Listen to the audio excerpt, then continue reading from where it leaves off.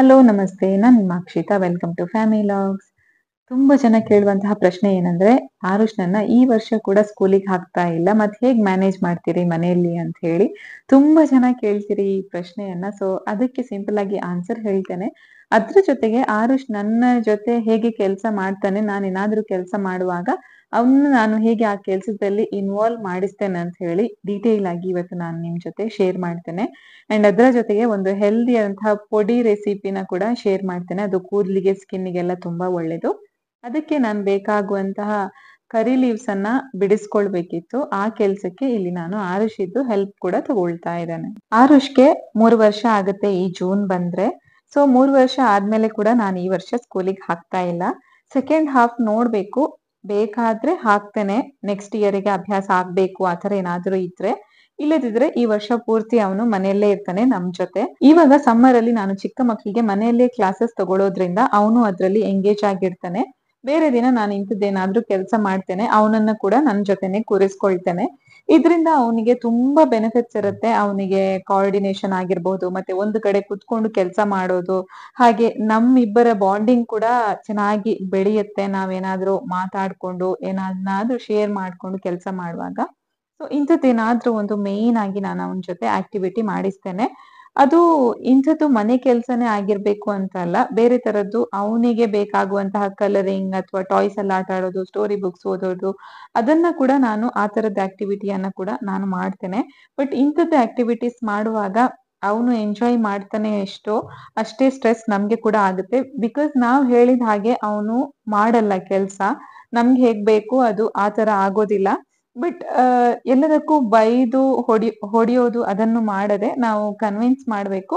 And ಅವ್ರು ಮಾಡಿದಕ್ಕೆ ನಾವು ಸ್ವಲ್ಪ ಅಡ್ಜಸ್ಟ್ ಆಗ್ತಾ ಹೋಗ್ಬೇಕಾಗ್ತದೆ. ನಮ್ಮ ವಿಚಾರ ಹೇಗಂದ್ರೆ, ಮಕ್ಕಳಿಗೆ ಒಂದು 4-5 ವರ್ಷದವರೆಗೆ ತಂದೆ ತಾಯಿಯ ಪ್ರೀತಿ ಅಂದ್ರೆ ಪ್ರೀತಿ ನಾವು ಅವ್ರ ಸ್ಕೂಲಿಗೆ ಹೋದ್ರೆ ಕೂಡ ಕೊಡೋದಕ್ಕಾಗುತ್ತೆ, ಹಾಗಲ್ಲ. ಬಟ್ ಮನೆಯಲ್ಲಿ ನಾವು ಅವ್ರನ್ನ ಗೈಡ್ ಮಾಡುವಂತಹ ರೀತಿ ಮೇಲೆ ಅವ್ರದ್ದು ಫ್ಯೂಚರ್ ಇರುತ್ತೆ ಅನ್ನೋದು ನನ್ನದೊಂದು ಯೋಚನೆ. ಯಾಕಂದ್ರೆ ಅವ್ರ ಜೊತೆ ನಾವು ಫುಲ್ ಡೇ ಇರ್ತೇವೆ. ಅವ್ರಿಗೆ ಪ್ರತಿಯೊಂದನ್ನು ನಾವೇ ಮನೆಯಲ್ಲಿ ಹೇಳಿಕೊಡ್ತೇವೆ. ಹೇಗೆ ಕುತ್ಕೊಳ್ಬೇಕು, ಹೇಗೆ ತಿನ್ಬೇಕು, ಹೇಗೆ ಟಾಯ್ಲೆಟ್ ಯೂಸ್ ಮಾಡ್ಬೇಕು, ಅಂಡ್ ಹೇಗೆ ಬೇರೆಯವ್ರ ಜೊತೆ ಕಮ್ಯುನಿಕೇಟ್ ಮಾಡ್ಬೇಕು, ಅದನ್ನೆಲ್ಲ ನಾವೇ ಹೇಳಿಕೊಡ್ತೇವೆ. I agree. ಇಲ್ಲಿ ನಾನು ಮತ್ತೊಂದು ಮಾತು ಹೇಳ್ತೇನೆ. ಸ್ಕೂಲಿಗೆಲ್ಲ ಹೋದ ಮಕ್ಕಳು ತುಂಬಾ ಸೋಷಿಯಲ್ ಆಗಿ ಬೆಳೀತಾರೆ. ತುಂಬಾ ಚೆನ್ನಾಗಿರ್ತದೆ ಅವ್ರದ್ದು ಕಮ್ಯುನಿಕೇಶನ್ ಆಗಿರಬಹುದು. ಅಂಡ್ ಬೇರೆ ಯಾವುದೇ ತರದ ಸೋಷಿಯಲ್ ಸ್ಕಿಲ್ಸ್ ಅವ್ರ ಹತ್ರ ತುಂಬಾ ಚೆನ್ನಾಗಿ ಬೆಳ್ದಿರುತ್ತೆ ಸ್ಕೂಲಿಗೆ ಒಮ್ಮೆ ಹೋಗ್ಲಿಕ್ಕೆ ಶುರು ಆದಾಗ. ಬಟ್ ಅದನ್ನ ನಾವು ಮನೆಯಲ್ಲಿ ಕೂಡ ಹೇಳಿಕೊಡ್ಬಹುದು. ನಮ್ಮ ಅಕ್ಕಪಕ್ಕ ಸ್ವಲ್ಪ ಮಕ್ಳಿದ್ರೆ ಅಥವಾ ನಮ್ಗೆ ಪ್ಲೇ ಏರಿಯಾ ಅದೆಲ್ಲ ಸ್ವಲ್ಪ ಈಸಿಯಾಗಿ ಆಕ್ಸೆಸ್ ಮಾಡೋದಕ್ಕೆ ಆದ್ರೆ, ಅಲ್ಲಿ ಕೂಡ ಮಕ್ಕಳು ಬೇರೆಯವ್ರ ಜೊತೆ ಮಾತಾಡಿ ಹೊಂದ್ಕೊಂಡು ಹೋಗ್ತಾರೆ. ಅದನ್ನ ಅವರು ಕಲಿತಾರೆ. ಬಟ್ ಸ್ಕೂಲಲ್ಲಿ ಆದ್ರೆ ಪರ್ಟಿಕ್ಯುಲರ್ ಆಗಿ ಒಂದ್ ಕಡೆ ಕುತ್ಕೊಂಡು ಓದೋದು ಬರೆಯೋದನ್ನ ತುಂಬಾ ಚೆನ್ನಾಗಿ ಕಲ್ತಿರ್ತಾರೆ. ಇದು ಪ್ರತಿ ಫ್ಯಾಮಿಲಿದ್ದು ಒಂದು ಡಿಸಿಷನ್ ಆಗಿರ್ತದೆ. ಅಂದ್ರೆ ಪರ್ಸನಲಿ ಅವರ ಚಾಯ್ಸ್ ಆಗಿರುತ್ತೆ. ಆಫ್ಟರ್ ಬೇಬಿ ನಾವು ಏನಾದ್ರೂ ವರ್ಕಿಂಗ್ ವುಮನ್ ಆಗಿದ್ರೆ ವರ್ಕ್ ಕಂಟಿನ್ಯೂ ಮಾಡ್ಬೇಕಾ ಬೇಡವಾ ಅನ್ನೋದು ತುಂಬಾ ವೇರಿ ಆಗ್ತದೆ. ಬೇರೆ ಬೇರೆ ರೀಸನ್ಸ್ ಇರುತ್ತೆ, ಬೇರೆ ಬೇರೆ ತರದ ಚಾಲೆಂಜಸ್ ಇರ್ತದೆ. ಕೆಲವ್ರಿಗೆ ತುಂಬಾ ಅಗತ್ಯ ಇರ್ತದೆ ಹೊರಗಡೆ ಹೋಗಿ ಕೆಲಸ ಮಾಡಿ ಏನಕ್ಕಾದ್ರೂ ಸಪೋರ್ಟ್ ಆಗ್ತದೆ ಅನ್ನೋದು. ಬಟ್ ನಮ್ದಿಬ್ಬರದಿದ್ದು ಡಿಸಿಷನ್ ಹೇಗಿತ್ತು ಅಂದ್ರೆ, ಓಕೆ ನಾನು ಇವಾಗ ಪಾಸ್ ಮಾಡ್ತೇನೆ, ಯಾಕಂದ್ರೆ ನಮ್ಗೆ ಆರುಷ್ ಇವಾಗ ಪ್ರಿಯಾರಿಟಿ. 4-5 ವರ್ಷ ಅವನಿಗೆ ನಮ್ಮ ಟೈಮ್ ಅನ್ನ 100% ಕೊಡ್ಬೇಕು ಅಂತ ಹೇಳಿ ಈ ತರ ಒಂದು ಡಿಸಿಷನ್ ತಗೊಂಡದ್ದು ನಾವು. ನಮ್ಗೆ ಹೊರಗಡೆ ಹೋಗಿ ಕಂಪಲ್ಸರಿ ದುಡಿಲೇಬೇಕು ಅಂತ ಇದ್ರೆ ಇವಾಗ ಬೇಕಾದಷ್ಟು ಹೆಲ್ಪರ್ಸ್ ಸಿಗ್ತಾರೆ, ಬೇಬಿ ಸಿಟ್ಟರ್ಸ್ ಸಿಗ್ತಾರೆ. ನಮ್ಗೆ ಆ ತರದ ಆಪ್ಷನ್ಸ್ ಕೂಡ ಇರುತ್ತೆ ಬೇಕು ಅಂತ ಇದ್ರೆ. ಬಟ್ ನಮ್ಗೆ ಆ ತರದ ಆಪ್ಷನ್ಸ್ ಬೇಡ ಇತ್ತು. ನಮ್ಗೆ ಪರ್ಸನಲಿ ನಾವೇ ಅವನನ್ನ ನೋಡ್ಕೊಳ್ಬೇಕು ಅಂತ ಇತ್ತು. ಅದಕ್ಕೋಸ್ಕರ ಈ ತರದೊಂದು ಡಿಸಿಷನ್ ತಗೊಂಡಿದ್ದು. ಅಂಡ್ ಪ್ರತಿಯೊಂದಕ್ಕೂ ಹಸ್ಬೆಂಡ್ ಸಪೋರ್ಟ್ ಕಂಪ್ಲೀಟ್ಲಿ 100% ಬೇಕಾಗ್ತದೆ. ಅದು ಹೊರಗಡೆ ಹೋಗಿ ದುಡಿಲಿ ಅಥವಾ ಆಲ್ರೆಡಿ ವರ್ಕಿಂಗ್ ವುಮನ್ ಇದ್ರೆ ಅವರು ಕೆಲಸ ಬಿಟ್ಟು ಮನೆಯಲ್ಲಿ ಕುತ್ಕೊಂಡಾಗ ಕೂಡ ಹಸ್ಬೆಂಡ್ ಇದು ಸಪೋರ್ಟ್ ತುಂಬಾ ಬೇಕಾಗ್ತದೆ. ಯಾಕಂದ್ರೆ ಆಲ್ರೆಡಿ ಒಮ್ಮೆ 100% ಇಂಡಿಪೆಂಡೆಂಟ್ ಆಗಿ ಇದ್ದಂತಹ ವುಮನ್ ಕಂಪ್ಲೀಟ್ಲಿ ಮನೆಗೆ ಹೌಸ್ ವೈಫ್ ಆಗಿ ಇರೋದಕ್ಕೆ ತುಂಬಾ ಡಿಫ್ರೆನ್ಸ್ ಇರುತ್ತೆ ಲೈಫಲ್ಲಿ ಅಂಡ್ ಲೈಫ್ ಸ್ಟೈಲ್ ಅಲ್ಲಿ. ಸೊ ಅದಕ್ಕೆ ಹಸ್ಬೆಂಡ್ ಸಪೋರ್ಟ್ ತುಂಬಾ ಬೇಕಾಗ್ತದೆ. ನನಗೆ ಪರ್ಸನಲಿ ಹೇಗಿತ್ತು ಯೋಚನೆ ಅಂದ್ರೆ, ಆರುಷ್ ಒಮ್ಮೆ ಸ್ಕೂಲಿಗೆ ಹೋಗೋದಕ್ಕೆ ಶುರು ಮಾಡುವಾಗ ಅವನಿಗೆ ಊಟ ಮಾಡೋದಕ್ಕೆ ಅಥವಾ ಟಾಯ್ಲೆಟ್ ಯೂಸ್ ಮಾಡೋದಕ್ಕೆ ಅಥವಾ ಅವನಿಗೆ ಹಸಿವಾದಾಗ ಹೇಳೋದಕ್ಕೆ, ನೀರು ಬೇಕು ಅಂತ ಇದ್ದಾಗ ಹೇಳೋದಕ್ಕೆ ಎಲ್ಲ 100% ಅವನಿಗೆ ಗೊತ್ತಿರ್ಬೇಕು ಅಂತ ನನ್ ಮನ್ಸಲ್ಲಿತ್ತು. ಇವಾಗ ಅವನು 100% ಓಕೆ. ಆ ಎಲ್ಲ ವಿಷಯದಲ್ಲೂ ಅವನು ಓಕೆ. ಯಾಕಂದ್ರೆ ಇವಾಗ ಪಾಟಿ ಟ್ರೈನಿಂಗ್ ಕಂಪ್ಲೀಟ್ ಆಗಿದೆ. ಅವ್ನ್ ಹೇಳ್ತಾನೆ, ಅವ್ನ್ ಟಾಯ್ಲೆಟ್ ಯೂಸ್ ಮಾಡ್ತಾನೆ. ಊಟದ ವಿಷಯ ಕೂಡ ಅಷ್ಟೇ, ಅವ್ನ್ ಚೆನ್ನಾಗಿ ಹಾಕಿ ಕೊಟ್ಟದನ್ನ ತಿಂತಾನೆ ಅಂಡ್ ಹಸಿವಾದ್ರೆ ಹೇಳ್ತಾನೆ, ನೀರು ಬೇಕು ಅಂದ್ರೆ ಕೇಳ್ತಾನೆ. ಅದೆಲ್ಲ ಚೆನ್ನಾಗಿದೆ. ಅವ್ನ್ಗೆ ಮಾತಾಡೋದಕ್ಕೆ ಕೂಡ ತುಂಬಾ ಚೆನ್ನಾಗಿ ಬರುತ್ತೆ. ಇವಾಗ ತುಳು 100% ಮಾತಾಡ್ತಾನೆ, ಯಾಕಂದ್ರೆ ನಾವು ಮನೇಲಿ ಜಾಸ್ತಿ ತುಳು ಮಾತಾಡೋದ್ರಿಂದ. ಕನ್ನಡ ಕೂಡ ಅಲ್ಪ ಸ್ವಲ್ಪ ಅರ್ಥ ಆಗುತ್ತೆ ಅಂಡ್ ಅಲ್ಪ ಸ್ವಲ್ಪ ಮಾತಾಡ್ತಾನೆ. ಅರ್ಥ ತುಂಬಾ ಚೆನ್ನಾಗಾಗತ್ತೆ, ಬಟ್ ಮಾತಾಡೋದು ಸ್ವಲ್ಪ ಕಡಿಮೆ ಕಂಪೇರ್ ಮಾಡಿದ್ರೆ, ತುಳುಗೆ ಕಂಪೇರ್ ಮಾಡಿದ್ರೆ. ಇವನ್ ಇಂಗ್ಲಿಷ್ ಕೂಡ ಅಷ್ಟೇ, ಸ್ವಲ್ಪ ಸ್ಲೋ ಆಗಿ ಮಾತಾಡಿದ್ರೆ ಅವನಿಗೆ ಅರ್ಥ ಆಗುತ್ತೆ. ಅಂಡ್ ನಾನು ಇಷ್ಟೆಲ್ಲ ಹೇಳುವಾಗ ಮತ್ತೊಂದು ವಿಷಯ ಹೇಳ್ತೇನೆ. ಅವನನ್ನ ಕಂಪ್ಲೀಟ್ಲಿ ನಾವು ಮನೇಲಿ ಇಡುವಾಗ ವೀಕ್ ಡೇಸ್ ಅಲ್ಲಿ ನಾವು ಯಾವತ್ತೂ ಅವನಿಗೆ ಟಿವಿ ಹಾಕೋದಿಲ್ಲ. ಮೇ ಬಿ ಏನಾದ್ರೂ ಒಂದು ಅವನು ಕೇಳಿದ್ರೆ, ಇವಾಗ ಏರೋಪ್ಲೇನ್ ಹೇಗ್ ಹೋಗ್ತದೆ ಆ ತರ ಎಲ್ಲ ಕ್ವೆಶನ್ಸ್ ಕೇಳ್ತಾನೆ. ಓಕೆ, ಅದು ಡೇ ಟೈಮ್ ಅಲ್ಲಿ ಕೇಳಿದ್ರೆ ನಾನು ನಿನ್ಗೆ ನೈಟ್ ಟೈಮ್ ಅಲ್ಲಿ ತೋರಿಸ್ತೇನೆ ಅಂತ ಹೇಳಿ, ಈವ್ನಿಂಗ್ ಟೈಮ್ ಅಂದ್ರೆ ಒಂದು 7-8 ಗಂಟೆ ಆಗುವಾಗ ಅಗತ್ಯ ಇದ್ರೆ ಹಾಕ್ತೇವೆ. ಇಲ್ಲದಿದ್ರೆ ವೀಕೆಂಡ್ ಅಲ್ಲಿ ತೋರಿಸ್ತೇವೆ ಅಂತ ಹೇಳಿ ವೀಕೆಂಡ್ಗೆ ಅದನ್ನ ಪೋಸ್ಟ್ ಪೋನ್ ಮಾಡಿ ಸ್ಯಾಟರ್ಡೆ ಅಥವಾ ಸಂಡೇ ನಾವು ಅವನಿಗೆ ಟಿವಿ ತೋರಿಸೋದು. ಅದು ಕೂಡ ದಿನದಲ್ಲಿ 1 ಗಂಟೆ ಅಷ್ಟೇ ಅವನ್ ಟಿವಿ ನೋಡೋದು. ಅವನಿಗೋಸ್ಕರ ಹಾಕೋದಷ್ಟೇ, 1-1.5 ಗಂಟೆ ಮ್ಯಾಕ್ಸಿಮಮ್. ಅಂದ್ರೆ ಅಪರೂಪಕ್ಕೊಮ್ಮೆ ಸ್ಯಾಟರ್ಡೆ ಅಂಡ್ ಸಂಡೇ 2 ದಿನ ಕೂಡ ಹಾಕ್ತೇವೆ, ಇಲ್ಲದಿದ್ರೆ ಒಂದೇ ದಿನ ಹೆಚ್ಚಾಗಿ ಹಾಕೋದು. ಇನ್ನೊಂದ್ ದಿನ ನಮ್ಗೆ ಬೇರೆ ಎಲ್ಲ ಕೆಲ್ಸ ಇರುತ್ತೆ ಅಥವಾ ಆಚೆ ಹೋಗಿರ್ತೇವೆ, ಅದು ಇದು ಅಂತ ಹೇಳಿ ಅದು ಮಿಸ್ ಆಗಿರುತ್ತೆ. ಅಂಡ್ ಹಾಕೋದಾದ್ರೆ ನಾವು ಒಂದು 11 ಗಂಟೆ ಟೈಮ್ ಅಲ್ಲಿ ಹಾಕೋದು. ಆಫ್ಟರ್ನೂನ್ ಅವ್ನು ಹೇಗಿದ್ರು ಮಲ್ಕೊಳ್ತಾನೆ. ಅಂಡ್ ಎದ್ದ ಮೇಲೆ ಮತ್ತೆ ನಾವು ಪ್ಲೇ ಏರಿಯಾ ಕರ್ಕೊಂಡು ಹೋಗ್ತೇವೆ. ಮತ್ತೆ ಮನೆಗ್ ಬಂದು ಸ್ನಾನ ಮಾಡಿಸಿ ಊಟ ಮಾಡಿಸೋದು, ಮತ್ತೆ ನಮ್ಮಷ್ಟಕ್ ನಾವು ಆಟ ಆಡ್ಕೊಂಡು ಟೈಮ್ ಹೋಗುತ್ತೆ. ಸೊ ವೀಕ್ಲಿ ಒನ್ಸ್ ನಾವು ಹೆಚ್ಚಾಗಿ ಹೇಳೋದಾದ್ರೆ ವೀಕ್ಲಿ ಒನ್ಸ್ ಅಂತ ಹೇಳ್ಬಹುದು ಟಿವಿ ಹಾಕೋದು. ಸೊ ಮಂತ್ಲಿ ಆವ್ರೇಜ್ ಹೇಳ್ಬೇಕು ಅಂದ್ರೆ ಮಂತ್ಲಿ ಅವನು 5 to 6 days ನೋಡ್ತಾನೆ ಟಿವಿ ಅಂತ ಹೇಳ್ಬಹುದು. ಒಂದ್ ವೇಳೆ ನಾವು ವೀಕೆಂಡ್ ಅಲ್ಲಿ 2 ದಿನ ಹಾಕಿದ್ರೆ. ಅಂಡ್ ಹೆಚ್ಚಾಗಿ ನೋಡೋದು 1 ಗಂಟೆ ಮಾತ್ರ. ಅಗತ್ಯ ಬಿದ್ರೆ 1.5 ಗಂಟೆ ನೋಡ್ತಾನೆ. ಅವನಿಗೆ 1 ಗಂಟೆ ನೋಡುವಾಗ ಬೋರ್ ಆಗುತ್ತೆ, ಅದಾದ್ಮೇಲೆ ಅವನು ಸ್ಟಾಪ್ ಮಾಡ್ತಾನೆ. ಸೊ ಈ ತರ ಅವನದೊಂದು screen time routine. And mobile tab ಅದೆಲ್ಲ ಏನು ಇಲ್ಲ ಇಲ್ಲಿವರೆಗೆ. ಮೊಬೈಲ್ ಅಲ್ಲಂತೂ ಅವನಿಗೆ ಗೊತ್ತೇ ಇಲ್ಲ, ಅದ್ರಲ್ಲಿ ಕಾರ್ಟೂನ್ಸ್ ಬರುತ್ತೆ, ಅದು ಬರುತ್ತೆ, ಇದು ಬರುತ್ತೆ ಅಂತ ಹೇಳಿ ಅವನಿಗೆ ಗೊತ್ತೇ ಇಲ್ಲ, ಝೀರೋ ನಾಲೆಜ್ ಅದ್ರ ಬಗ್ಗೆ. ಸೊ ಈ ತರ ಮನೆಯಲ್ಲಿ ಆ ಒಂದು ಹೋಮ್ ಸ್ಕೂಲಿಂಗ್ ನಡೀತದೆ ವಿತೌಟ್ ಸ್ಕ್ರೀನ್. ಇನ್ನೊಂದು ಕ್ವೆಶನ್ ಕೇಳೋದು ತುಂಬಾ ಜನ ಏನಂದ್ರೆ, ನೀವು ಮೊಬೈಲ್ ಟಿವಿ ತೋರ್ಸದೆ ಅವನಿಗೆ ಹೇಗೆ ಊಟ ಕೊಡ್ತೀರಿ ಅಂತ ಹೇಳಿ. ಮೊಬೈಲ್ ತೋರ್ಸೋದು ಅದು ಚಾನ್ಸೇ ಇಲ್ಲ, ಯಾಕಂದ್ರೆ ಅವನಿಗೆ ಗೊತ್ತಿಲ್ಲ ಮೊಬೈಲ್ ಅಲ್ಲಿ ಏನೋ ಒಂದು ಬರುತ್ತೆ ಅವನಿಗೆ ನೋಡುವಂಥದ್ದು. ಸೊ ಮೊಬೈಲ್ ನೋಡಿ ನಾನು ತಿನ್ಬೇಕು ಅಂತ ಹೇಳಿ ಅವನಿಗೆ ಗೊತ್ತೇ ಇಲ್ಲ ಆಕ್ಚುಲಿ. ಹಾಗಾಗಿ ಅವ್ನ್ ಮೊಬೈಲ್ ಏನು ಕೇಳೋದು ಇಲ್ಲ, ನೋಡೋದು ಇಲ್ಲ. ಅಂಡ್ ಟಿವಿ ಅವನಿಗೆ ಗೊತ್ತುಂಟು, ಅವನಿಗೆ ಬೇಕಾಗುವಂತಹ ವಿಷಯ ಬರುತ್ತೆ ಟಿವಿಯಲ್ಲಿ ಅಂತ ಹೇಳಿ ಗೊತ್ತುಂಟು. ಆದ್ರೆ ನಾವು ವೀಕ್ ಡೇ ಅಲ್ಲಿ ಹಾಕೋದೇ ಇಲ್ಲ, ಮತ್ತೆ ಎಲ್ಲಿ ಅವನ್ ಚಾನ್ಸ್ ಇದೆ ಕೇಳೋದಕ್ಕೆ. ವೀಕೆಂಡ್ ಅಲ್ಲಿ ಮಾತ್ರ ಹಾಕೋದು, ಹಾಗಾಗಿ ಅದು ಅಗತ್ಯ ಇಲ್ಲ. ಅಂಡ್ ಊಟ ಕೂಡ ಅಷ್ಟೇ, ನಾವು ಕೂಡ ನೋಡುವಾಗ ಟಿವಿ ಎದುರು ಕುತ್ಕೊಂಡೆಲ್ಲ ನೋಡೋದಿಲ್ಲ. ಅಂಡ್ ಮೊಬೈಲ್ ಕೂಡ ಅಷ್ಟೇ, ಏನಾದ್ರೂ ಕೆಲ್ಸದ ಅಗತ್ಯ ಇದ್ರೆ, ಏನಾದ್ರೂ ಒಂದು ವಿಷಯ ಇದ್ರೆ ಮಾತ್ರ ನಾವು ಮೊಬೈಲ್ ನೋಡೋದು. ನಾವು ಸುಮ್ನೆ ಮೊಬೈಲ್ ನೋಡ್ಕೊಂಡು ಊಟ ಮಾಡೋದು ಇಲ್ಲ. ಮೊದ್ಲೆಲ್ಲ ಸ್ವಲ್ಪ ಅಭ್ಯಾಸ ಇತ್ತು, ಬಟ್ ಆರುಷ್ ಹುಟ್ಟಿದ್ಮೇಲೆ ಅದನ್ನ ಕಂಪಲ್ಸರಿ ನಾವೇ ಕಡಿಮೆ ಮಾಡಿದ್ದು. ನಮ್ ಮಗು ಟಿವಿ ಮೊಬೈಲ್ ನೋಡ್ಬಾರ್ದು ಅಂತ ಇದ್ರೆ ನಾವು ಕೂಡ ಕಡಿಮೆ ಮಾಡ್ಬೇಕು. ಅಟ್ಲೀಸ್ಟ್ ಊಟ ಮಾಡುವಾಗ, ತಿಂಡಿ ತಿನ್ನುವಾಗ, ಬೇರೆ ಟೈಮಲ್ಲಿ ಓಕೆ ಅಗತ್ಯ ಇದ್ರೆ ಸ್ವಲ್ಪ ಹೊತ್ತು ನೋಡೋದು. ಇಲ್ಲದಿದ್ರೆ ನಾವು ಕಡಿಮೆ ಮಾಡಿದ್ರೆ ಮಾತ್ರ ಅವ್ರು ಕೂಡ ಕಡಿಮೆ ಮಾಡೋದಕ್ಕಾಗತ್ತೆ ಅಲ್ವಾ. ಬೇರೆ ಟೈಮಲ್ಲೆಲ್ಲ ಟಿವಿ ನೋಡಿದ್ರುನುವೆ ಅಟ್ಲೀಸ್ಟ್ ಊಟದ ಟೈಮಿಗೆ ಒಂದು ಆಫ್ ಮಾಡಿ ಊಟ ಮಾಡಿದ್ರೆ ಅವರಿಗೆ ಕೂಡ ಖುಷಿ ಆಗುತ್ತೆ, ಮಕ್ಳಿಗೆ ಕೂಡ ನಮ್ ಜೊತೆ ಕುತ್ಕೊಂಡು ಊಟ ಮಾಡಿದ ಹಾಗೆ ಆಗತ್ತೆ. ಸೊ ನನ್ನ ವಿಷಯದಲ್ಲಿ ಹೇಳೋದಾದ್ರೆ, ಐ ಮೀನ್ ನಮ್ ವಿಷಯದಲ್ಲಿ ಹೇಳ್ಬೇಕಂದ್ರೆ, ಅವನಿಗೆ ಯಾವತ್ತೂ ನಾವು ಮೊಬೈಲ್ ನೋಡ್ಕೊಂಡು ಅಥವಾ ಟಿವಿ ಹಾಕಿ ಊಟ ಕೊಟ್ಟದ್ದೇ ಇಲ್ಲ ಚಿಕ್ಕ ವಯಸ್ಸಿಂದನು.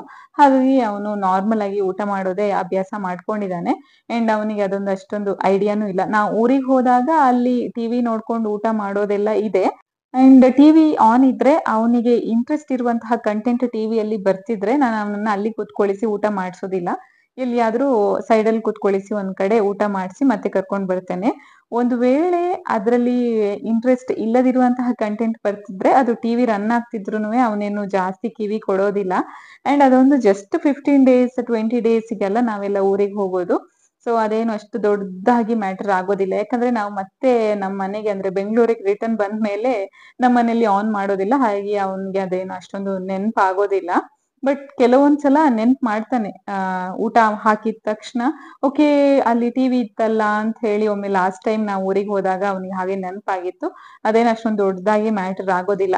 ನಮ್ ಮಕ್ಳನ್ನ ನಮ್ಗೆ ಚೆನ್ನಾಗಿ ಬೆಳೆಸ್ಬೇಕು ಅಂತ ಇರುವಾಗ ನಾವು ಯಾವ ತರದ್ದು ಡಿಸಿಷನ್ ಬೇಕಾದ್ರೂ ತಗೊಳ್ಳಿಕ್ಕೆ ರೆಡಿ ಆಗಿರ್ತೇವಲ್ವಾ.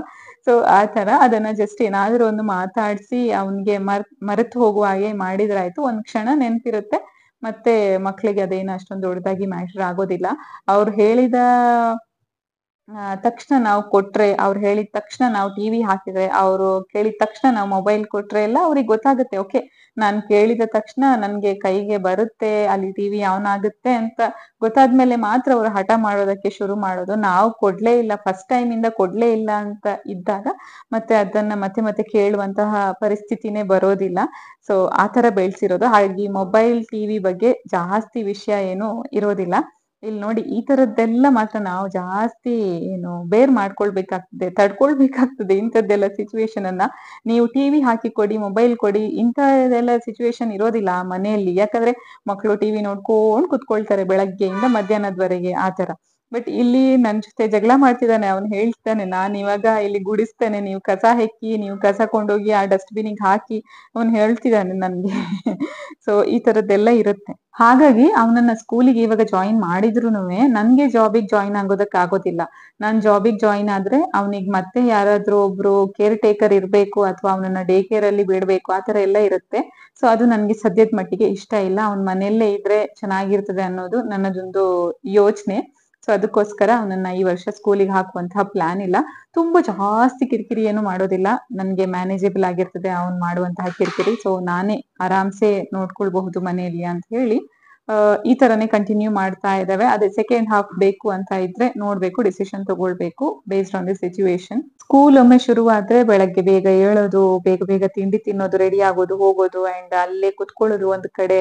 ಅದು ನರ್ಸರಿ ಆಗಿರ್ಬಹುದು, ಡೇ ಕೇರ್ ಆಗಿರ್ಬಹುದು, ಪ್ಲೇ ಗ್ರೂಪ್ ಆಗಿರ್ಬಹುದು, ಏನಾಗಿದ್ರು ಏನೋ ಒಂದು ರೂಟೀನ್ ಡಿಸಿಪ್ಲಿನ್ ಆಗಿ ಫಾಲೋ ಮಾಡ್ಬೇಕಲ್ವಾ. ಸೊ ಅದನ್ನ ಇವಾಗ್ಲೇ ಶುರು ಮಾಡೋದು ಬೇಡ ಅಂತ ಹೇಳಿ ಮನೆಯಲ್ಲಿ ನಾನು ಎಷ್ಟು ಆಕ್ಟಿವಿಟಿ ಮಾಡಿಸಿದ್ರುನುವೆ ಅವನ್ ಮೂಡ್ ಮೇಲೆ ನಾನು ಮಾಡಿಸ್ತೇನೆ.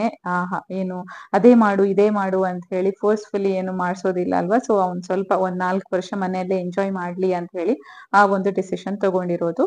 ಅಂಡ್ ನಾನಿಲ್ಲಿ ಹೆಲ್ದಿ ಪೌಡರ್ ನಾನು ಏನ್ ಮಾಡ್ತಿದ್ದೇನೆ ಅದ್ರದ್ದು ರೆಸಿಪಿ ಹೇಳ್ತಾ ಇದ್ದೇನೆ. ಕಡಲೆಬೇಳೆ, ಉದ್ದಿನ ಬೇಳೆ, ಮೆಂತ್ಯ, ಹಾಗೆ ಜೀರಿಗೆ, ಮತ್ತೆ ಇದು ನೆಲ್ಲಿಕಾಯಿ ನಾನ್ ರಾ ತಗೊಂಡ್ ಬಂದು ಅದನ್ನ ಕಟ್ ಮಾಡಿ ಸ್ವಲ್ಪ ಬಿಸಿಲಲ್ಲಿ ಒಣಗಿಸಿ ಹಾಕಿರೋದು. ಹಾಗೆ ಸ್ವಲ್ಪ ಬೆಳ್ಳುಳ್ಳಿ ಕಾಳು ಅಂಡ್ ಸ್ವಲ್ಪ ಕರಿಮೆಣಸು. ಬೇಕಾದ್ರೆ ಕೆಂಪು ಮೆಣಸು ಕೂಡ ಹಾಕಬಹುದು, ಬಟ್ ನಾನು ಹಾಕಿಲ್ಲ. ಈ ಪೌಡರ್ ಅನ್ನ ನಾನು ಆರುಷ್ಗೆ ಕೂಡ ಕೊಡೋದ್ರಿಂದ ಜಾಸ್ತಿ ಖಾರ ಎಲ್ಲ ಮಾಡೋದಕ್ಕೆ ಹೋಗೋದಿಲ್ಲ.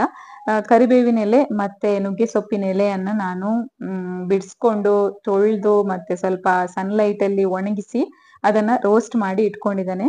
ಇವಾಗ ರೋಸ್ಟ್ ಮಾಡಿರುವಂತಹ ಏನು ಮಸಾಲೆಗೆಲ್ಲ ಹಾಕಿದ್ದೇನೆ ಅದನ್ನೊಮ್ಮೆ ಗ್ರೈಂಡ್ ಮಾಡ್ಕೊಂಡು ಮತ್ತೆ ಫ್ರೈ ಮಾಡಿ ಇಟ್ಕೊಂಡಿರುವಂತಹ ಎಲ್ಲ ಎಲೆಯನ್ನ ಹಾಕಿ ಗ್ರೈಂಡ್ ಮಾಡ್ಕೊಳ್ಳೋದು. ಪುಡಿ ರೆಡಿ ಆಗುತ್ತೆ. ಇದರಿಂದ ತುಂಬಾ ಹೆಲ್ತ್ ಬೆನಿಫಿಟ್ಸ್ ಇರುತ್ತೆ. ಹೇರಿಗೆ ಆಗಿರ್ಬಹುದು, ಸ್ಕಿನ್ನಿಗೆ ಆಗಿರ್ಬಹುದು, ಅಥವಾ ನಮ್ಮ ಹೊಟ್ಟೆಯ ಒಳಗಿನ ಏನು ವಿಚಾರಗಳೆಲ್ಲ ಇವೆ ನೋಡಿ, ಅದಕ್ಕೆಲ್ಲ ತುಂಬಾ ಹೆಲ್ದಿ ಇದು. ನಾವು ಮಕ್ಕಳು ಎಲ್ಲಾರು ತಿನ್ಬಹುದು. ಹೋಮ್ ಮೇಡ್ ಆಗಿರೋದ್ರಿಂದ ಮತ್ತೆ ಮತ್ತೆ ಹೆಲ್ದಿ ಅಂತ ಹೇಳ್ಬೇಕು. ಆರುಷ್ಗೆ ಕೂಡ ಇದು ಪೌಡರ್ ಎಲ್ಲ ತುಂಬಾ ಇಷ್ಟ ಆಗುತ್ತೆ. ಈ ತರ ಎಲ್ಲ ಪ್ರಿಪೇರ್ ಮಾಡಿ ಕೊಟ್ರೆ ಇಷ್ಟಪಟ್ಟು ತಿಂತಾನೆ. ಅಂಡ್ ಇದು ನಾವು ತುಂಬಾ ದಿನ ಇಡಬಹುದು. ಬೆಳ್ಳುಳ್ಳಿ ಹಾಕಿರೋದ್ರಿಂದ ಸ್ವಲ್ಪ ಪ್ರಾಬ್ಲಮ್, ಆದ್ರೆ ನಾವು ಸಾಧಾರಣವಾಗಿ ಚೆನ್ನಾಗಿ ರೋಸ್ಟ್ ಮಾಡಿ ಇಟ್ಕೊಂಡ್ರೆ ಸುಮಾರು 1 ತಿಂಗಳಷ್ಟು ದಿನ ನಾವು ಹೊರಗಡೆ ಇಡಬಹುದು. ಫ್ರಿಡ್ಜ್ ಅಲ್ಲ, ನಾರ್ಮಲ್ ಟೆಂಪರೇಚರ್ ಅಲ್ಲಿ ಇಡಬಹುದು.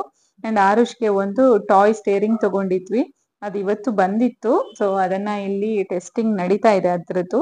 ಆಕ್ಚುಲಿ ಏನಂದ್ರೆ ಮನೆಯಲ್ಲೇ ಇರುವಾಗ ಮಕ್ಕಳಿಗೆ ಸ್ವಲ್ಪ ಬೇರೆ ಬೇರೆ ತರದ್ದು ಟಾಯ್ಸ್ ಕೂಡ ಬೇಕಾಗ್ತದೆ.